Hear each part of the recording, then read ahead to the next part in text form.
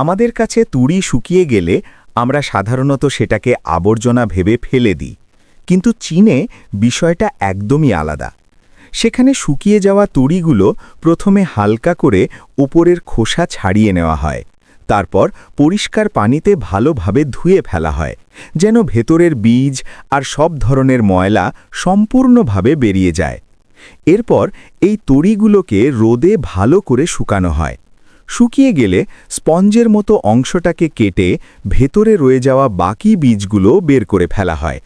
সবশেষে সম্পূর্ণ পরিষ্কার করা এই প্রাকৃতিক স্পঞ্জগুলোকে বিশেষ মেশিনের ভেতর দিয়ে প্রসেস করা হয়। আর তখনই শুরু হয় চমক। এই একটাই শুকনো তড়ি থেকে তৈরি করা হয় চপ্পলের সোল, মোমো বানানোর স্টিমার, বাথ ও কিচেনের স্পঞ্জ, বাসন ধোয়ার সামগ্রী এবং আরও অনেক ধরনের ক্রাফট ও ব্যবহারযোগ্য জিনিস। যেটাকে আমরা ফেলনা ভাবি, চীনে সেটাই হয়ে ওঠে কাজে লাগা এক মূল্যবান প্রাকৃতিক সম্পদ।